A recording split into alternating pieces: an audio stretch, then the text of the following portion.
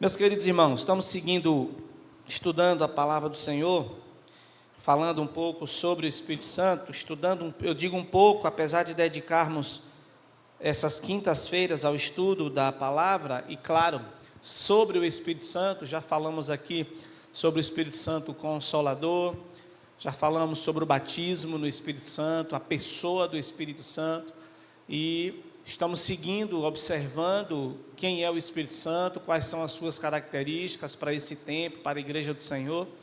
Eu digo um pouco porque, por mais que a gente fale, a gente nunca vai conseguir transmitir tudo que verdadeiramente é o Espírito Santo de Deus.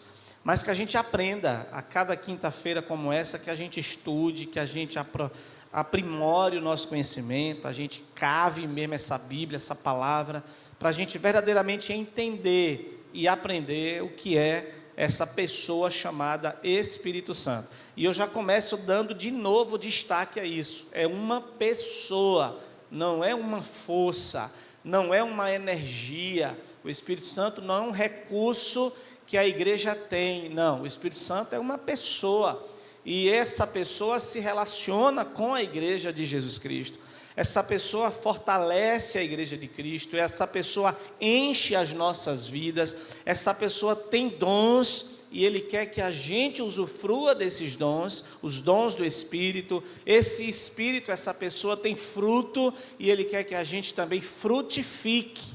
Então essa é uma pessoa, e pessoa se relaciona.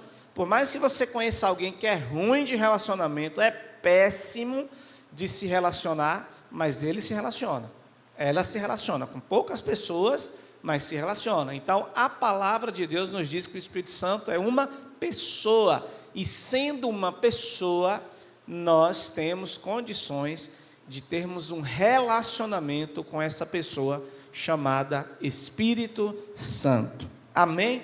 Abra aí a sua Bíblia em João, capítulo 15. Nós estamos trilhando em dois caminhos, na realidade são 3 capítulos, 14, 15 e 16, que falam bem sobre a pessoa do Espírito Santo, mas hoje nós vamos ver o capítulo 15, versículo 26 e versículo 27. João 15, versículos 26 e 27.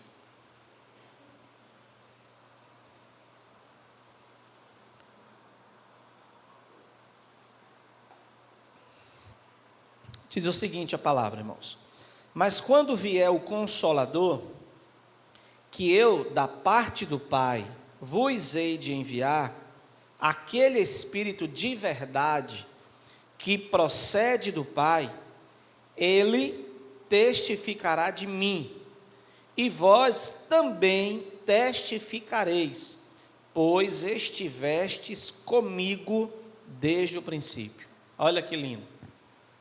Jesus está falando da pessoa do Espírito Santo.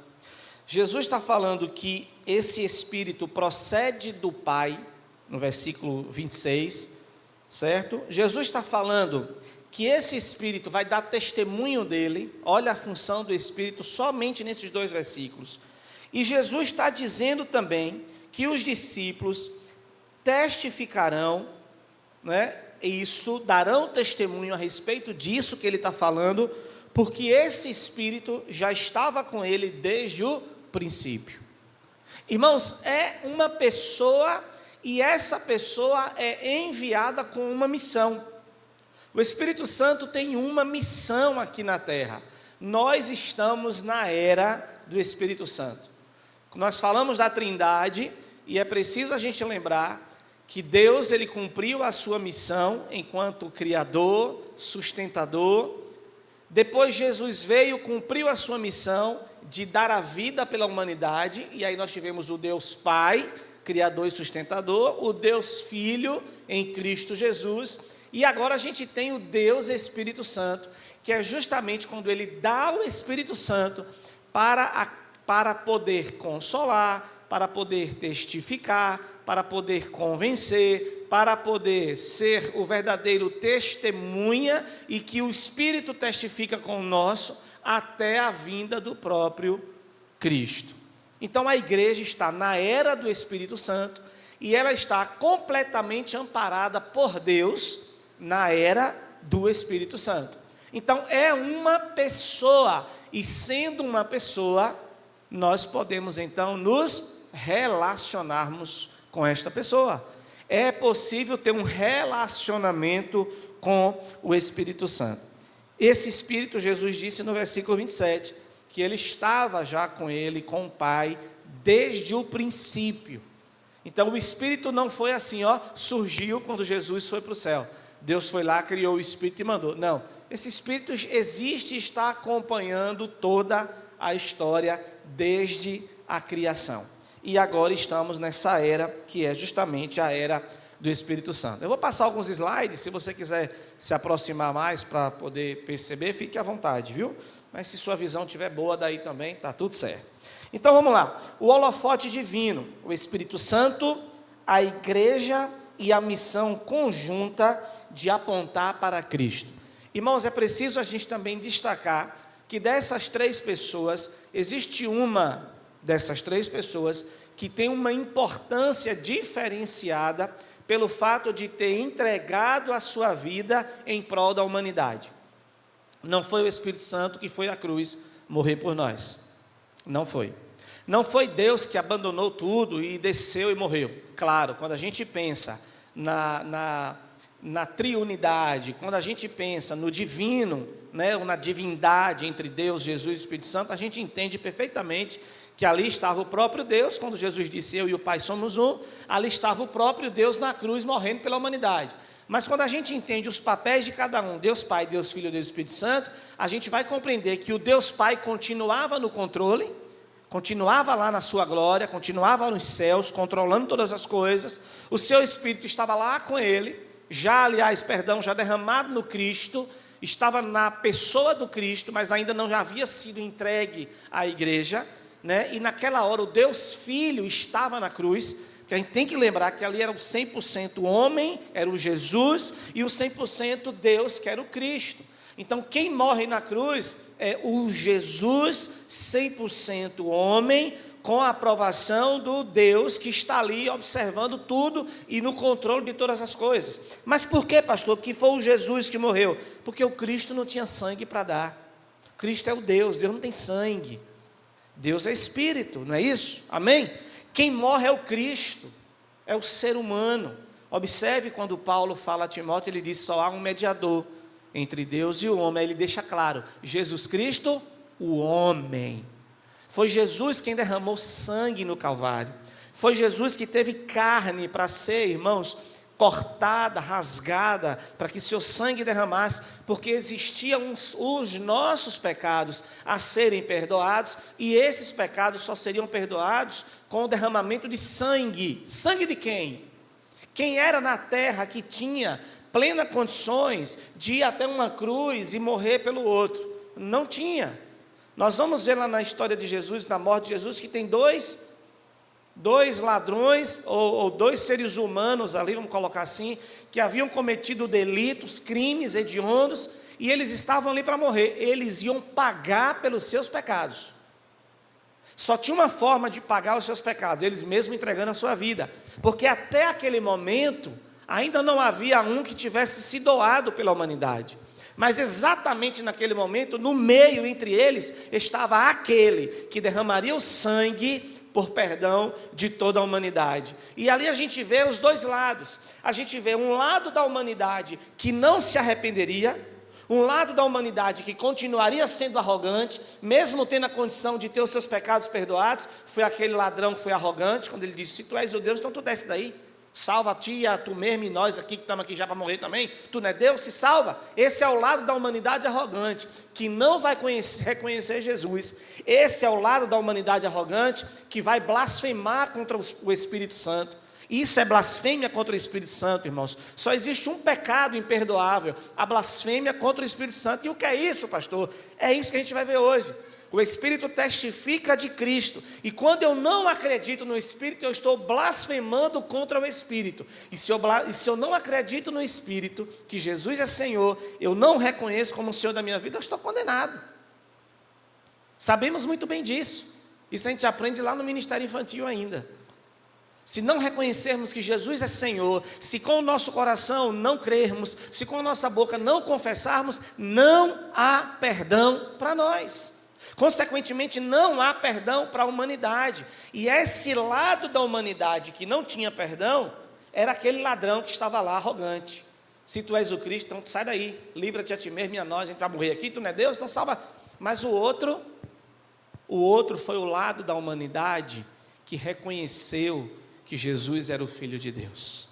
O outro que reconheceu, que foi humilde, que repreendeu aquele que estava para morrer, arrogante, e que pediu a Jesus, que Jesus lembrasse dele, quando ele entrasse no paraíso. Aquele é o lado da humanidade, que é o lado da humildade, que reconhece que sem Jesus não há perdão.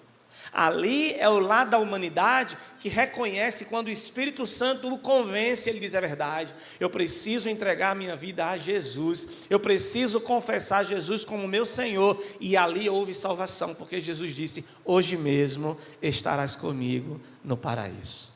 Ele disse para Jesus: lembra de mim quando entrares no teu reino. Jesus disse: hoje mesmo estarás comigo no paraíso. Que hoje mesmo, irmão, que negócio é esse? Ainda haviam mais 2000 anos, nós ainda estaríamos aqui, ainda virá a vinda do Filho do Homem. Mas, irmãos, Jesus, ele é atemporal. O Cristo, o Messias, o enviado, não existe tempo. Nós nos encontraremos com Cristo no mesmo tempo que Moisés também encontrou ou encontrará. Não sei nem como é que eu conjugo isso. É atemporal, não tem verbo para ser conjugado. Está em Cristo, independe se foi há 10.000 anos ou se será há 1 milhão de anos. Naquela noite, aquele homem estaria com Jesus, salvo para a glória de Deus. E aí a gente vê os dois lados. Dos três, Jesus é glorificado em seu papel exclusivo, lógico. Ele é glorificado porque ele foi à cruz. Não foi o Espírito, não foi o Deus que deixou toda a sua glória e veio, o Deus divino, mas o papel foi cumprido pelo Cristo, o Deus Filho, que foi à cruz e assim entregou a sua vida por nós. E aí a gente tem então o contexto de João 15, o discurso de despedida, né? Jesus prepara seus discípulos para a sua morte, ressurreição, ascensão. O mundo demonstra ódio, hostilidade à sua mensagem. É como se fosse, irmãos, um momento que a gente entende que está para morrer e de repente a gente, não sei, hoje não se dá mais tempo, não se tem muito isso, mas antigamente quando os mais velhos estavam lá já com seu último fôlego, reunia os filhos tudo e já resolvia, e abençoava, e conversava, e não sei o quê. Teve muita gente que morreu dessa forma, que teve tempo ainda de reunir, de dizer: ó, você vai ficar com não sei o quê, seu pai fez assim, você não sei o quê, eu não quero confusão, eu quero isso. Tinha o tempo de resolver. É como se Jesus estivesse se despedindo dos apóstolos, dos discípulos, melhor dizendo, naquele momento, e ditando para eles o que aconteceria após a sua morte e como eles deveriam se comportar. E qual é a promessa então? Jesus promete então o Consolador. A ausência física de Jesus não significa abandono. O Espírito é a garantia de que os discípulos não ficarão sozinhos. O físico Jesus, irmãos, acabou. Aquele Jesus que ia comer peixe na beira da praia com os discípulos, não teria mais. Aquele Jesus que subia no barco, ia com eles no mar, conversando, não tem mais. Aquele Jesus que provavelmente ficou muito tempo, e alguns chamam que Jesus tinha a casa em Cafarnaum, e tudo, esse Jesus não existia mais. Aquele Jesus, filho de Maria, filho do carpinteiro, não existiu mais. Mas o Cristo que os discípulos conheceram, o Cristo era o Emanuel, Deus conosco. Ele está aqui conosco hoje, na pessoa do Espírito Santo. Então ele continua, o Jesus físico não, mas o Deus continua. E aí a gente percebe que desde o primeiro momento, quando pela palavra Deus criou todas as coisas, até agora, irmãos, 19h56 do dia 13 de agosto, é 13 mesmo hoje, né? 13 de agosto de 2026, Deus não abandonou os seus. Ele continua presente na nossa vida, seja Ele, seja o Cristo, seja o Espírito Santo, Ele continua presente. Então o Espírito Santo é a ponte que permite à igreja testemunhar mesmo diante de extrema oposição. Irmãos, quem viveu aqui na época de Pedro? Levante a mão. Não é? Quem viveu na época de Paulo aí? Não tem. 2000 anos se passaram. Como é que a gente vive a mesma dimensão que aqueles homens viveram? Como é que a gente vive a mesma força, percepção, irmãos? Como é que a gente vive o mesmo entusiasmo? Como é que a gente reconhece o mesmo Cristo, igual aqueles homens conheceram, irmãos? São 2000 anos de distância, de tempo, não tem como explicar. Mas como é que a gente sente o mesmo amor por esse Cristo e percebe a mesma presença desse Jesus em nossas vidas, sendo que se passaram mais de 2000 anos? O Espírito Santo. Não tem outra explicação. Através do Espírito Santo, quando nós reconhecemos a Jesus como nosso Senhor, nós somos selados pelo Espírito Santo de Deus e Ele passa a habitar, atuar em nossas vidas e nós então passamos a reconhecê-lo ou a conhecê-lo e entender quem é esse Espírito em nós. Amém? E aí a gente relembra um pouco do Consolador, né? Lembra do Paracletos? O Consolador, ele é companheiro, é aquele que é chamado para estar ao nosso lado. Você não está sozinho, meu irmão. Você não está sozinho. O Espírito Santo está com você. Todos os dias da sua vida. Lembre disso. O problema é que a gente esquece às vezes. Mas Ele não esquece, Ele está conosco. Ele está ao nosso lado. Ele é o nosso defensor, é aquele que protege contra a oposição. É Ele que nos dá sempre a palavra certa no momento certo. 3, Ele é o nosso advogado, é aquele que defende a nossa causa. Você tem defensor, meu irmão, amém? Você tem defensor. E 4, Ele é o nosso auxiliador, é aquele que capacita a missão. Você já ganhou alguém para Cristo? Se já, pode quebrar seu orgulho, não tem nada com você. Não foi nada por você. Não foi nada de você, foi o Espírito Santo que agiu através de você. Ou seja, é Ele quem nos capacita para a missão. Se você tem uma vida de testemunho, se você é uma boa pessoa, uma pessoa que ensina bem, se você prega bem, se você tem uma vida que discipula alguém e que mostra isso para as pessoas a ponto dessas pessoas viverem uma vida com Cristo, acorde, não é por você, é pelo Espírito que atua em você. O Espírito não é apenas uma força ou influência espiritual, ele é uma pessoa divina, que ensina, que lembra, que guia e que fala. Amém? Pessoas, irmãos, têm em si essas características. Ele nos ensina, ele nos guia, ele fala por nós. E aí a gente tem então o Pai, que é a fonte, que procede, o Filho, quem envia, né? Ele diz que eu vos enviarei. Então o Espírito Santo que vem é enviado pelo Cristo que procede do Pai. Olha a Trindade como está atuando em harmonia, irmãos. A Trindade está atuando em harmonia. Jesus disse, eu vos darei o Espírito que procede do Pai.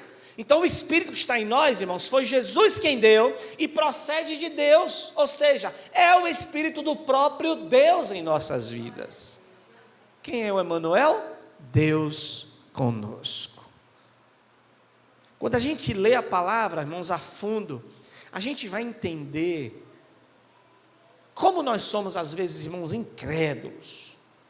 Como a gente fica perdido nesse mundo e a gente não lembra das coisas. Ainda bem que o Espírito também tem essa função de nos lembrar, de nos ensinar e de nos lembrar. Então, as pessoas da Trindade, elas operam em perfeita harmonia e pé de igualdade. O Espírito não traz uma mensagem independente. A sua vinda é uma ação coordenada pelo próprio Filho, procedido pelo Pai, com consentimento do próprio Deus. Jesus sabia que a sua igreja ia sentir, irmãos. Imagine, irmãos, são 3 anos e meio aqueles discípulos com Jesus, eles olhando, observando Jesus ressuscitando pessoas, Jesus com palavras que eles nunca ouviram de ninguém, Jesus com uma sabedoria mesmo divina, Jesus com um comportamento que homem nenhum tinha, Jesus curando enfermos, repreendendo demônios, os demônios tremendo de medo de Jesus. Irmãos, aquele povo ia sentir uma falta de Jesus que não era brincadeira. Jesus morre, eles veem Jesus na cruz, as notícias chegam dizendo que Jesus foi morto, que Jesus foi sepultado. Depois alguém chega dizendo que viu Jesus lá, e depois o outro chega dizendo que também viu, e Jesus está, os discípulos estão com medo reservado, e esse Jesus entra e diz: venham, toque aqui nas minhas mãos, e percebam, aquele povo começa a enxergar, a testemunhar tudo aquilo, irmãos, aquele povo é tomado por uma alegria imensa, mas Jesus chega para ele e diz assim: ó, estou indo embora, tá bom demais, não tá? Mas eu vou embora. E aí eu me lembro de um episódio, irmãos, muito interessante, a transfiguração. Jesus, Pedro, Tiago e João sobem a um monte e ali eles são transfigurados. É como se eles saíssem da órbita da terra. E ali eles têm um momento com a profecia, ali eles têm um momento com a lei, e ali eles ficam, de repente um chega e diz: Jesus, não vamos mais não, não descer mais não, está bom demais aqui. A gente podia botar aqui uma barraca, armar uma lona, e a gente fica aqui, fica aqui com Moisés, com Elias, vamos ficar aqui, tá lindo isso aqui. Lá embaixo o negócio está bom não, vamos ficar aqui. Mas irmãos, percebam que logo em seguida eles descem, Jesus atravessa o lago e tem um endemoniado para Jesus conversar, chamado Gadareno. E ali Jesus expulsa os demônios daquele homem. E ali Jesus nos ensina que quando está muito bom para você, meu irmão, quando está muito bom para a igreja, desarma a barraca e pé na estrada, porque tem um monte de enfermos, endemoniados, oprimidos e sobrecarregados, precisando ouvir falar de Jesus. E sou eu e você quem temos a mensagem. E às vezes parece que está bom aqui, a gente foi transfigurado.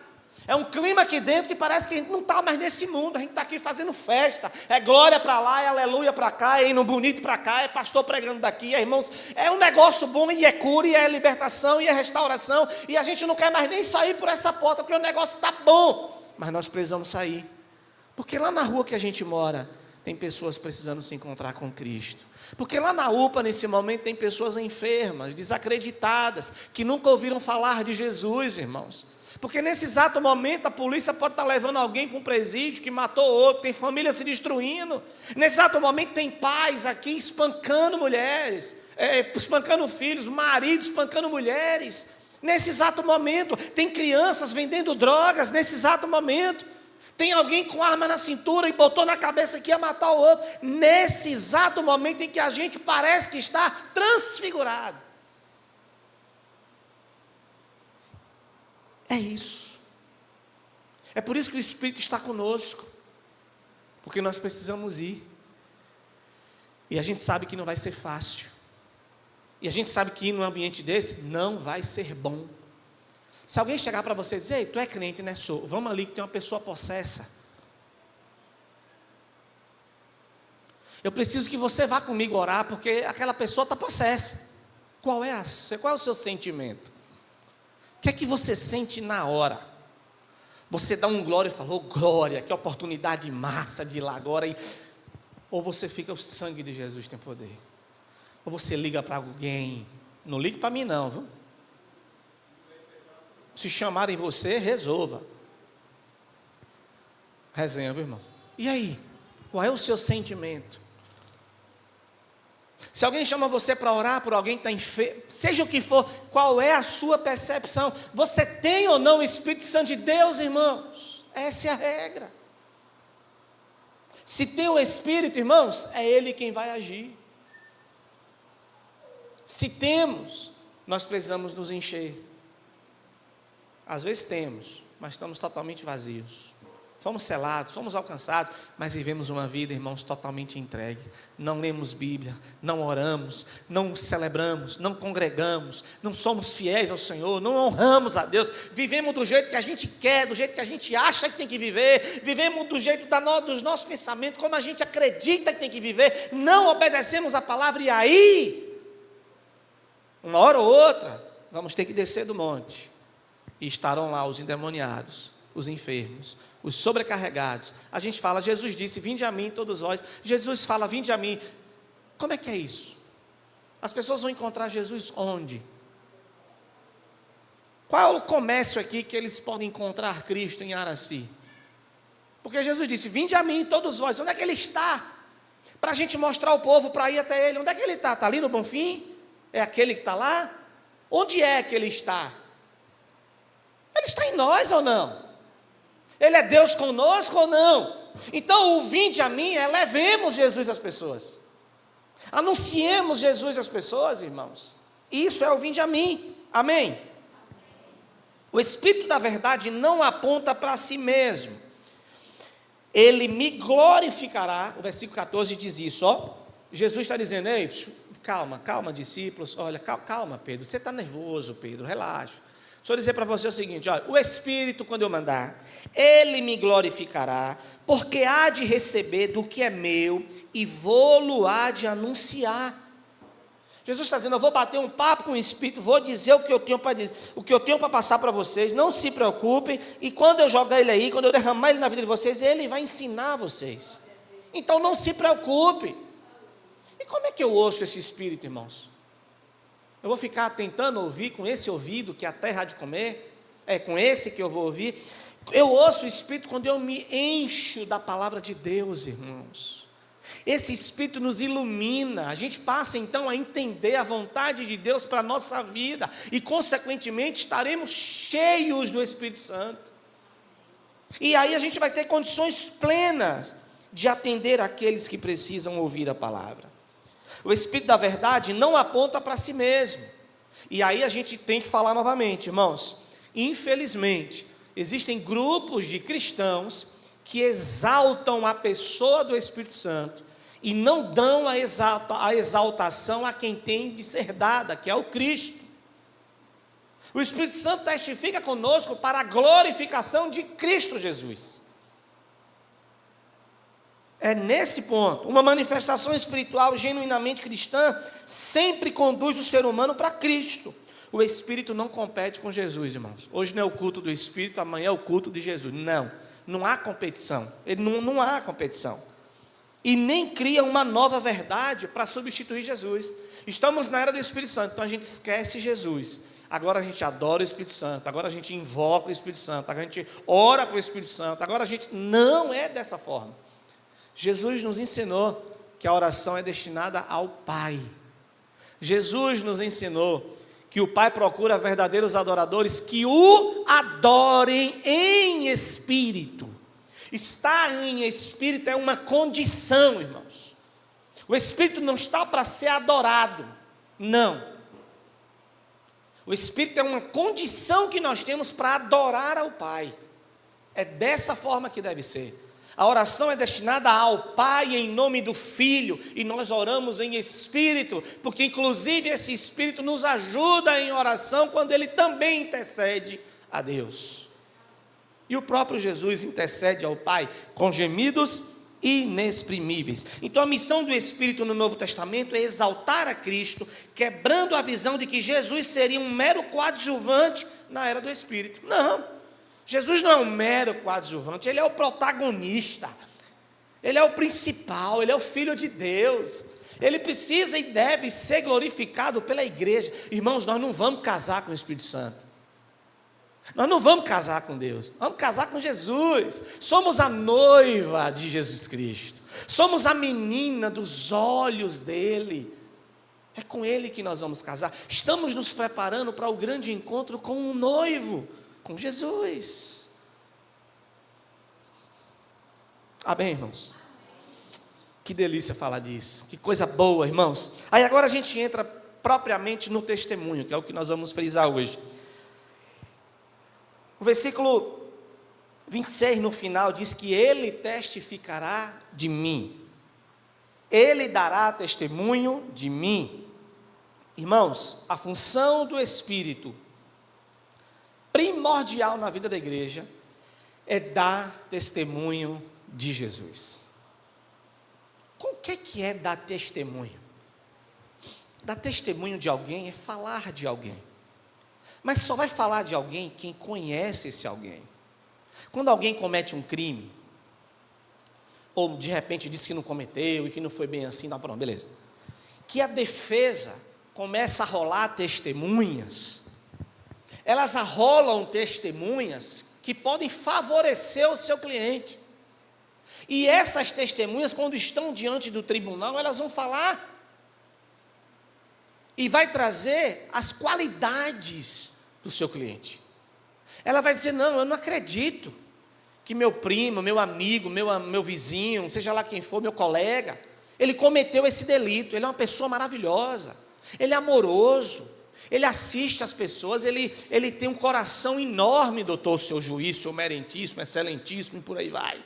Esse cara tem um coração enorme. Teve uma vez que ele deixou de comer para dar comida ao outro. Ou seja, ele traz qualidades que o juiz não conhece, que o júri não conhece, que o plenário não conhece, porque ele quer então fazer o quê? Exaltar o seu cliente, a ponto de deixar o júri na dúvida. Rapaz, esse cara é bom mesmo, hein? Será que esse cara fez isso? É isso, dar testemunho. E pode ser também o contrário, quando se dá um testemunho ruim da pessoa. Então a testemunha é que vai narrar quem realmente a pessoa é.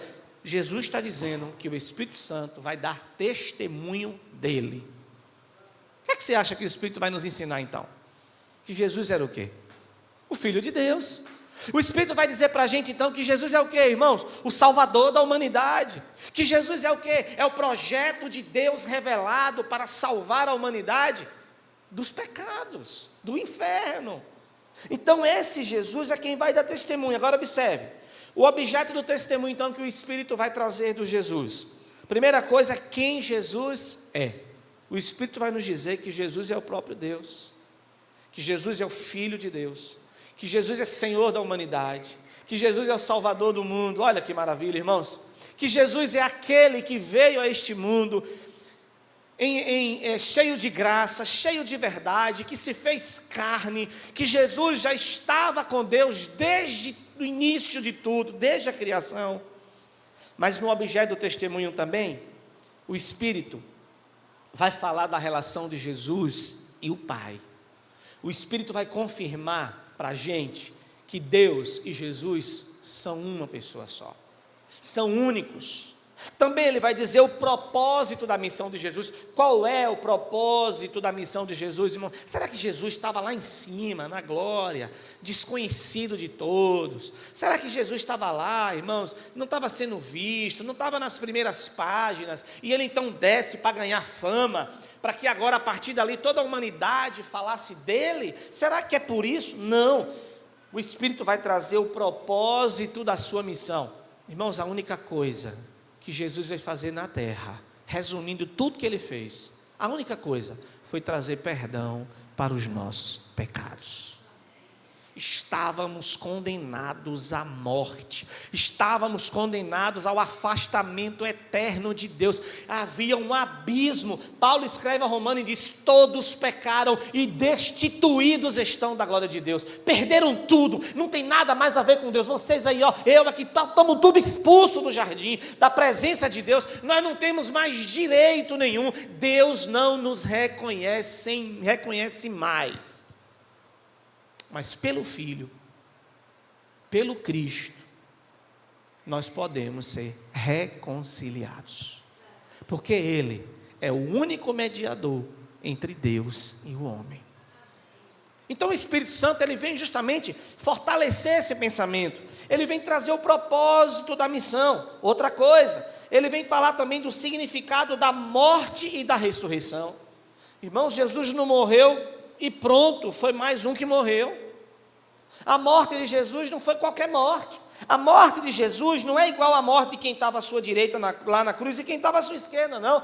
A morte de Jesus teve um significado muito grande. Aliás, a morte de Jesus teve o significado. A morte de Jesus mudou o curso da humanidade. Satanás já estava de boca aberta no inferno para receber todo mundo. Misericórdia mesmo, pai. Que era para lá que a gente estava indo. Jesus interveio na humanidade, irmãos, e mudou o nosso destino. Jesus veio aqui, irmãos, e mudou a nossa história. Porque um dia nós dissemos: eu quero, eu reconheço. Ele mudou a nossa história. Quem está lá fora só precisa dizer: eu também quero, eu também reconheço, para ter a sua história modificada. É somente isso, o homem dizer sim, porque todo aquele que crê tem a vida eterna. É um comprometimento forte demais, é somente crer. creu, tem a vida eterna. E também o Espírito Santo veio revelar a identidade de Jesus como Messias.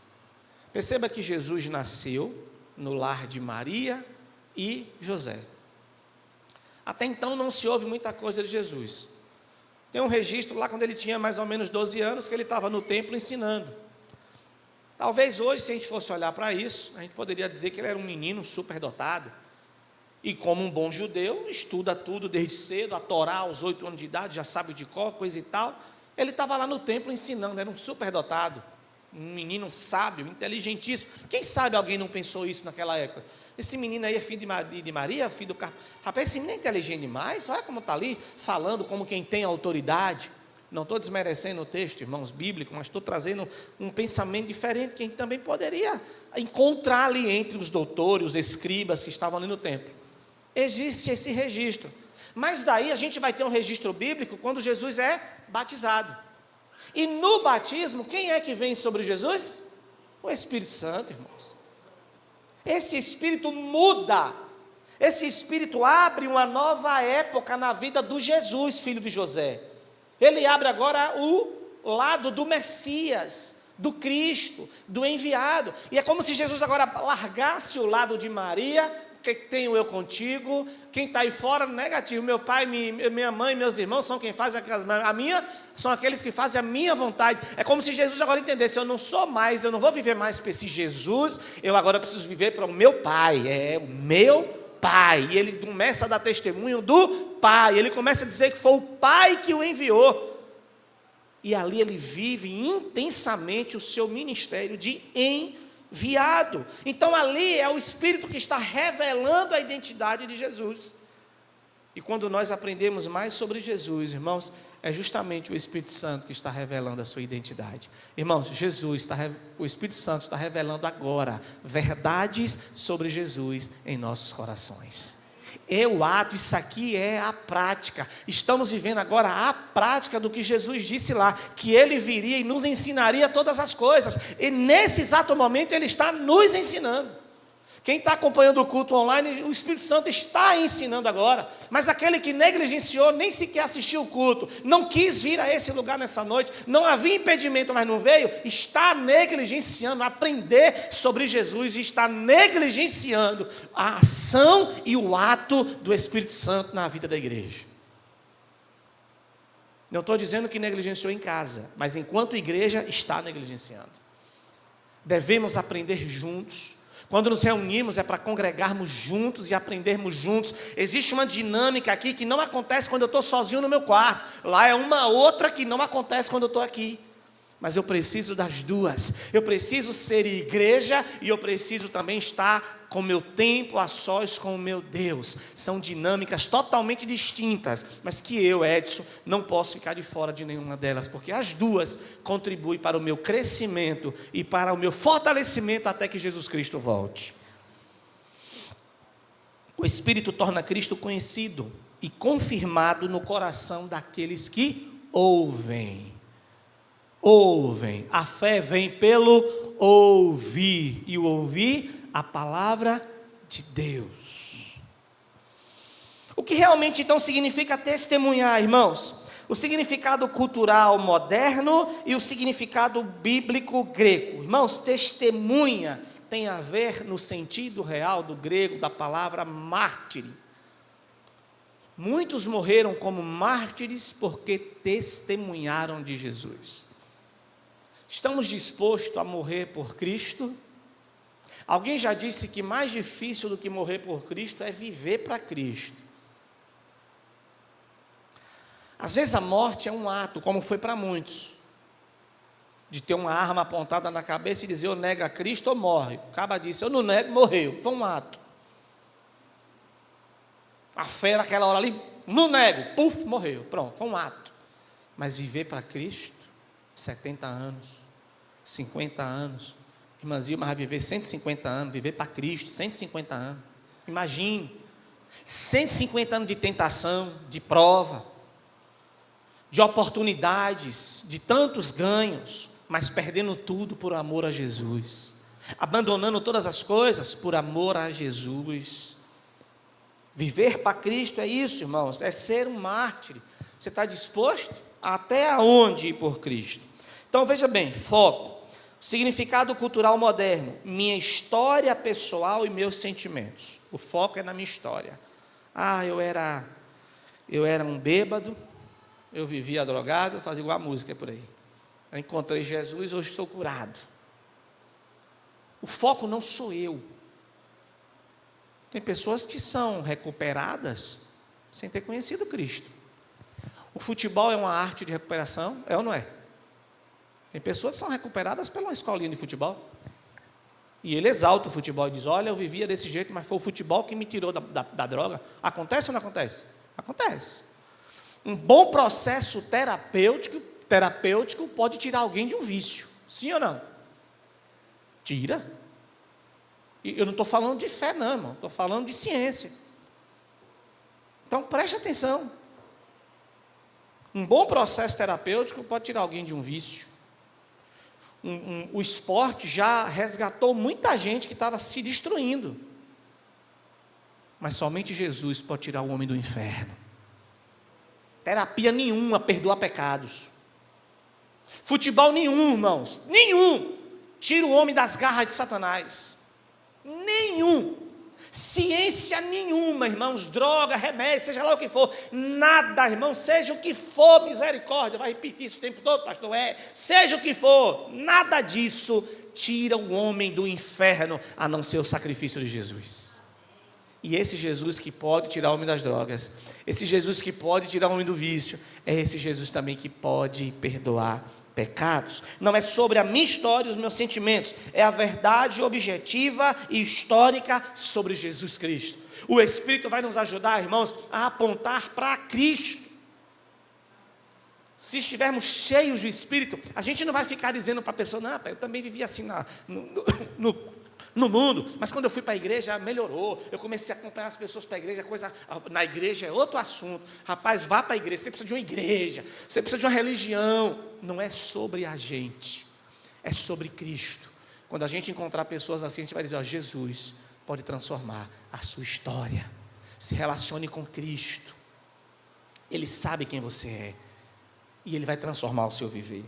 A ação, no significado cultural moderno, contar o que Deus fez na minha vida, mas a ação no sentido e no significado bíblico do que realmente é o Espírito, é apresentar evidências e declarar o que se conhece, a linguagem de tribunal, é dizer para as pessoas, você está prestes a ter que prestar conta. Você sabia disso? Tu sabia que quando tu morrer tu vai ter que prestar conta de tudo que tu está fazendo? E vem cá, velho, tu está se apegando em quem? Porque tu está vivendo aí como tu quer. Tu sabe que depois que a gente sair dessa vida, que a gente vai ter que prestar contas do que a gente está fazendo, tu vai estar diante de um grande tribunal. Como é que vai ser? Tu não quer garantir, chegar lá e está tudo certo, não? Tem um filme aí, irmãos, que até o tribunal ele é mantido. Mas o cabra se apega a outra pessoa lá. Tem uma mulher lá que se compadece dele. Lá no alto, já entendeu o nome do filme, né? O tribunal vai estar lá, mas a ideia é aquela mesma. Estaremos diante do tribunal, mas não para que alguém se compadeça.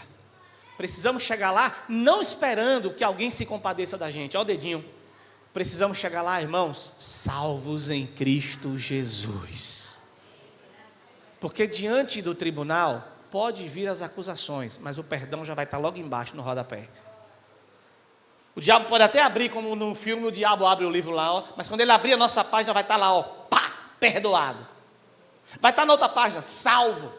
Vai estar lá, selado com o Espírito Santo. E ele vai dizer, eu desisto, como ele diz no filme. Eu desisto porque com esse selo aqui de Jesus, não tem como brigar. Com esse selo aqui de salvo, de perdoado, não tenho como fazer nada. Ainda que ele até deseje chamar a compadecida dele, não vai dar certo. Porque ela também foi salva pelo próprio Cristo. Nós cremos nisso, amém? Uma mulher honrosa que Deus escolheu a dedo para gerar o Jesus que receberia o Espírito e seria o enviado Cristo. Para a glória de Deus, estaremos com ela na glória, no tempo certo. Amém, irmãos? Então, O centro. Quem é o centro, então, no significado cultural? O testemunhador, a própria pessoa. Eu não tinha nada, agora eu tenho tudo, porque Deus mudou minha vida. No sentido bíblico, o objetivo do testemunho é Cristo.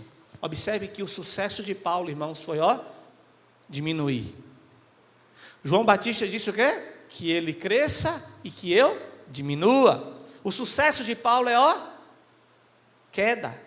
Paulo terminou o ministério dizendo, começou o ministério com as cartas dos homens mais poderosos nas mãos para entrar na casa dos cristãos e perseguir todo mundo, ou seja, estava na nata da política da época, e Paulo termina o ministério dizendo o seguinte: eu sou o pior dos pecadores, eu sou o menor de todos os meus irmãos.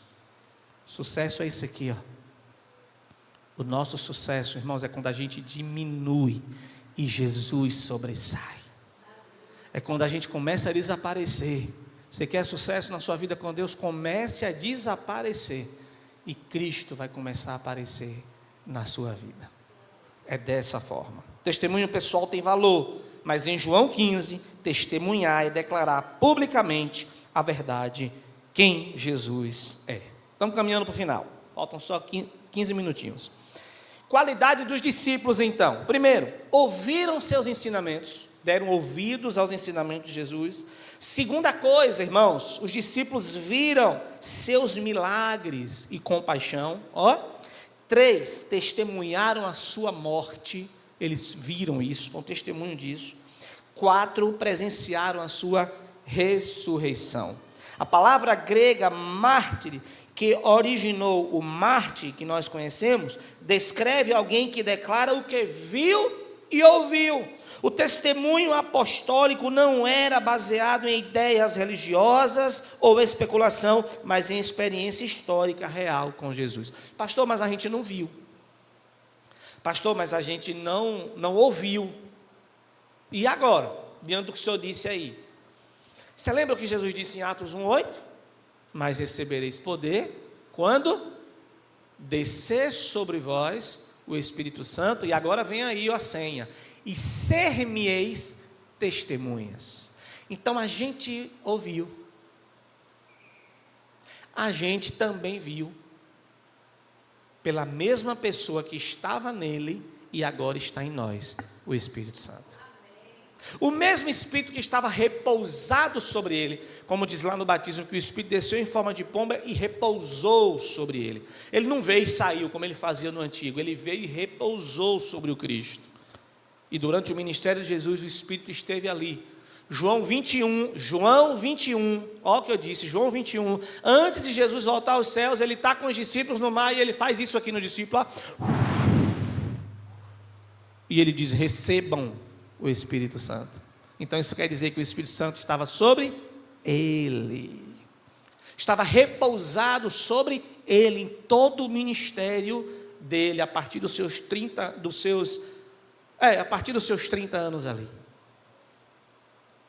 Naquele momento o Espírito estava sobre ele. O Espírito Santo, então, irmãos, é o testemunho interno, revela a verdade, convence o coração e capacita o crente. Quando você entendeu que você precisava de Jesus, não é porque você é bom de mente, não. Não fique pensando que você é mais esperto que o outro, não. Você só deu ouvido a alguém que lhe falou, ei, você precisa se render, senão você morre. Sabe quem foi esse alguém? O Espírito Santo. Você deu ouvidos e rapaz, quer saber de uma? Eu vou obedecer. Eu não sei até quando eu vou viver. Tu quer saber de uma coisa? Eu vou ouvir essa voz aí e vou me render. Porque eu não tenho certeza de vida. Sei lá se eu morro hoje, se eu morro amanhã. Mas muitos têm ouvido, mas não têm dado ouvido. Entenderam ainda que precisam continuar vivendo conforme o seu pensamento. A função do Espírito Santo é convencimento. Ele não convence o homem, não é o crente, o homem do pecado, de justiça e de juízo, ao tribunal, juízo. Uma pregação viva do Evangelho, irmãos, é dizer ao ímpio que se ele morrer sem Cristo, ele está perdido. A pregação genuína do Evangelho é dizer ao ímpio que todo homem precisa de Cristo, porque todo homem se apresentará diante do tribunal de Jesus Cristo. Quem vai julgar as nações, irmãos? Quem vai julgar as nações? Jesus Cristo.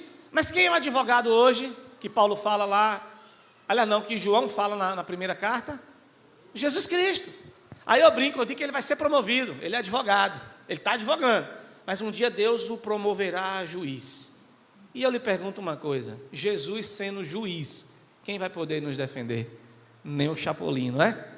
Quem poderá me defender? Nem o Chapolin. Ninguém vai poder nos defender, irmãos. Se ele for o juiz, ninguém. O bom é que as nossas páginas estejam carimbadas, salvo. Aí sim, a gente vai para o julgamento, sabendo que a gente está salvo em Cristo Jesus. A missão cristã é uma obra simultaneamente humana e divina. Não estamos desumanizados porque seguimos a Cristo. Não estamos desumanizados. E também não estamos tão espiritualizados que não entendemos o outro, irmãos. E isso é um problema, sabia? Porque parece que tem crente nessa terra hoje que ele não pisa mais na terra. Parece que ele já está vivendo um corpo glorificado. Porque ele não olha mais para o ímpio, todo mundo que ele olha na rua que não é crente já está no inferno, ele condena todo mundo, ele é arrogante, ele diz que ele está salvo, os outros não. É um negócio que parece que ele já está na glória. Não podemos espiritualizar tanto a coisa, irmãos, sem entendermos, de repente, o outro. Essa semana alguém me procurou e disse: pastor, você precisa ir ali orar para fulano. Aí eu disse: certo, mas me diga, por quê? Não, porque ele está depressivo. Aconteceu umas coisas aí, está dentro de casa, não quer sair de casa, está precisando de oração, pastor, isso é espiritual. Eu disse: quem lhe disse que é espiritual? Não, porque não é possível uma coisa daquela, de uma hora para outra. Eu disse: cuidado, eu não estou dizendo que não é, mas cuidado, não espiritualize tudo. Me conte um pouquinho, o que é que aconteceu? Perdeu o emprego. O que aconteceu lá no emprego? Eu não sei. Pois é, se após o emprego a pessoa caiu numa depressão, alguma coisa houve que, deu um start, e aquela pessoa não está bem. Eu não estou dizendo que é demônio, que não seja demônio, que não seja espiritual, eu não estou falando disso, eu estou dizendo cuidado, irmãos. Irmãos, uma vez eu cheguei na igreja, tinha uma menina lá que a irmã veio para mim e disse assim: pastor, você está assumindo a igreja agora? Pois essa pessoa aí cai o tempo todo, o senhor tem que orar por ela, aí tem que fazer um jejum, tem que fazer umas orações. Eu era seminarista, estava terminando o seminário, não tinha sido consagrado ainda. Se fosse hoje eu dizia: vocês me chamaram aqui para quê? Porque você já sabe o que fazer, é só jejuar, orar e expulsar o demônio, está tudo certo. Mas ela já foi dizendo: tem que fazer, porque cai, que não sei o quê. Irmãos, nós passamos a dar atenção à menina, acompanhar aquela menina, amar aquela menina, caminhar com ela. Nós passamos lá, acho que de 6 a 8 meses na igreja, eu nunca vi aquela menina cair, irmãos. Eu nunca vi aquela menina cair. A gente não investigou, mas a gente acredita que era epilepsia que ela tinha. Irmãos, a gente tem uma mania de espiritualizar tudo. E eu vou dizer que tem gente que gosta de cair, viu? A Bíblia está dizendo: cuidado vocês que estão em pé para que não caia. E o povo gosta de cair. Mas pense, se souber que está caindo ali, corre para lá para cair. Rapaz, pelo amor de Deus, corra de cair. A Bíblia está dizendo: cuidado se você está em pé para que não caia. Mas o cara gosta de cair, ele atravessa um rio para ir onde tem gente caindo, ele está lá para cair também. Nem espiritualizar tudo demais, irmãos, e também a gente não humanizar tudo. Cuidado. Não fique pregando o evangelho barato, com medo da pessoa não vir, com medo da pessoa não vir para a igreja, aí aquele evangelho barato, de graça. Não. Temos que conscientizar a todos que nós estaremos diante de um tribunal um dia. E precisamos partir desse mundo com passaporte garantido, salvo, perdoado, lavado e remido no sangue de Jesus. A gente precisa partir assim, amém? Vamos terminar. Testemunho em meio à oposição. Irmãos, o contexto de João 15, de 18 a 25, fala sobre o ódio do mundo. Jesus não diz: o Espírito virá a vocês e terão vida sem conflitos. Pelo contrário, é nesse contexto que Jesus diz: no mundo tereis aflições, mas tende bom ânimo, porque eu venci o mundo. A presença do Espírito não significa ausência de perseguição. Significa capacitação para testemunhar no meio da oposição. Irmãos, cuidado, viu? Falando espiritualizado, cuidado, porque nem sempre as perseguições que vêm em meio à vida da gente é consequência de pecado. Cuidado. Pelo fato de estarmos bem com o Senhor, andando bem com o Senhor, aí que o diabo vai vir para cima, irmãos. Ele anda ao derredor, ele vai querer nos destruir, ele vai querer quebrar essa comunhão que nós estamos tendo com o Senhor. Então não é porque a gente está tendo problemas que a gente está longe, de que Deus está longe da gente, que a gente está longe de Deus, não. A gente pode estar fazendo tudo certinho e as provações virão. Quando Jesus disse que no mundo eles teriam aflições, ele disse aos apóstolos. Eu gosto de ilustrar isso como um navio, irmãos. Um navio, ele traça a sua rota, ou um avião traça a sua rota. Mas no meio do percurso, o tempo pode mudar. E ele está na direção certa, abastecido, revisado, tudo dentro da legislação, e ele está na linha certa, na sua altitude correta, mas o tempo pode mudar e ele enfrentar turbulências. O navio pode estar corretamente à sua direção, mas tempestades podem vir e ele enfrentar turbulências. Então não quer dizer, está vendo aí? Mudou a rota, quase morre. Na rota certa, o diabo também pode vir para cima da gente, irmãos. Daniel estava, alinhadinho com Deus e foi submetido a uma cova de leões. Sadraque, Mesaque e Abednego não estavam em pecados, mas foram jogados dentro de uma fornalha. José estava resistindo à tentação, mas foi o quê? Jogado na prisão e acusado. Então não é pelo fato de estarmos bem que não vamos enfrentar as lutas, irmãos. Elas virão, mas devemos estar preparados para cada uma delas. Amém? A parceria do testemunho. O discípulo anuncia a palavra, o Espírito confirma a verdade. Olha que parceria. Quando você vai falar de Jesus com alguém, irmão, peça ao Senhor o auxílio do Espírito Santo. Diga, Senhor, manda o teu Espírito me auxiliar, porque eu vou falar do teu amor e eu sei que ele vai tocar, ele vai convencer. Irmãos, a gente não convence ninguém, para com isso.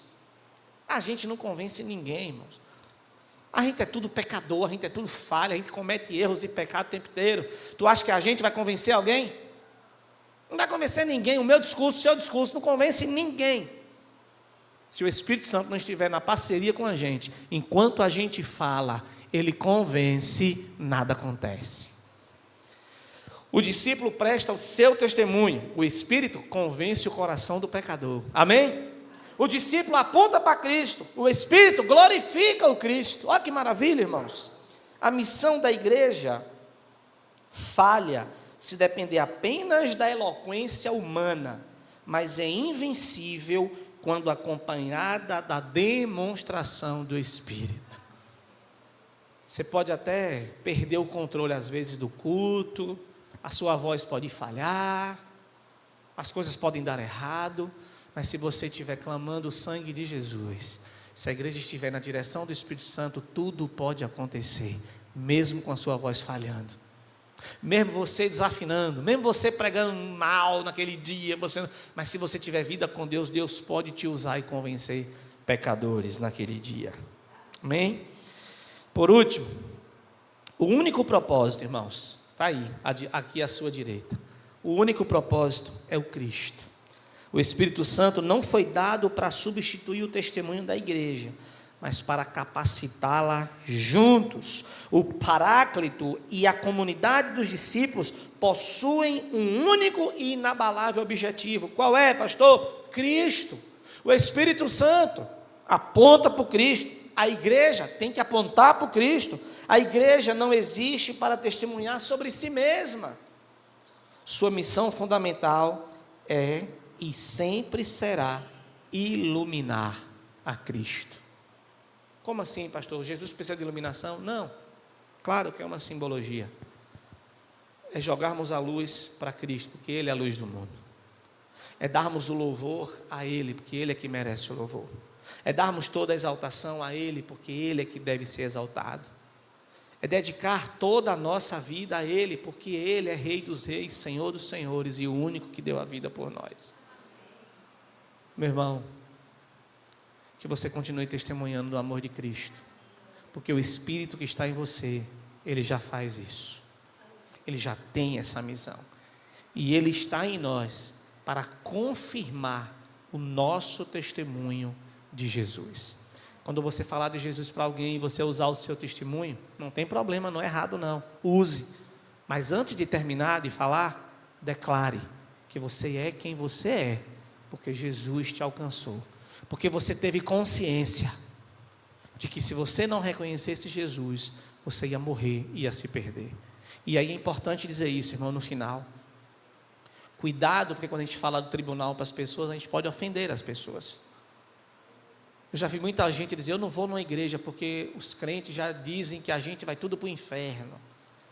Quem somos nós, irmãos, para julgar alguém? Nós sabemos que todos estarão diante do tribunal. Mas o mesmo Jesus que será o juiz também nos disse para a gente não julgar ninguém. Não julguem.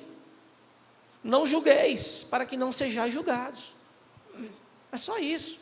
Não condenem. Quando você diz que a pessoa está no inferno, você está condenando. Então fale de uma forma que a pessoa compreenda. Você pode dizer, olha, o homem sem Deus, ele estará afastado de Deus. E a condição de afastado de Deus lá na eternidade não é coisa boa. Tu acha que é boa, fulana? Ela também vai concordar. Ele também vai concordar. Se precisamos de Cristo para estarmos salvos, nós precisamos mostrar à pessoa que nós estamos falando do Cristo, que ela precisa se convencer que é necessário reconhecer Jesus para que ela obtenha perdão pelos seus pecados. Eu termino contando a história. Uma certa feita, um cabra procurou o pastor e disse que estava com o olho inchado, por amor a Jesus. E aí o pastor perguntou, então me conte como é que foi isso. Ele disse que estava pregando na rua e disse ao cabra que se ele não aceitasse Jesus, ele ia para o inferno. E aí o cabra mirou no olho dele e pá! Está vendo aqui, ó? É a prova que eu vivo para Jesus, aqui, ó. Aí o pastor disse, você está assim por causa da sua língua, não é por causa da pregação não, você podia falar isso de outra forma. Então, irmãos, a gente pode falar a mesma coisa de outra forma, mas ao invés de dizer que a pessoa está no inferno, vamos dizer para ela que ela precisa do céu. Ao invés de dizer que ela está na mão de Satanás, vamos dizer que ela precisa estar nas mãos de Jesus, não é? Ao invés de dizer que ela vai perder o ônibus, vamos dizer a ela que tem passagem ainda prontinha, para ela garantir passar a viagem dela para a eternidade, ao lado de Cristo. E dessa forma a gente consegue, tanto com a educação, atrair a atenção da pessoa, mas a gente consegue também falar o verdadeiro evangelho.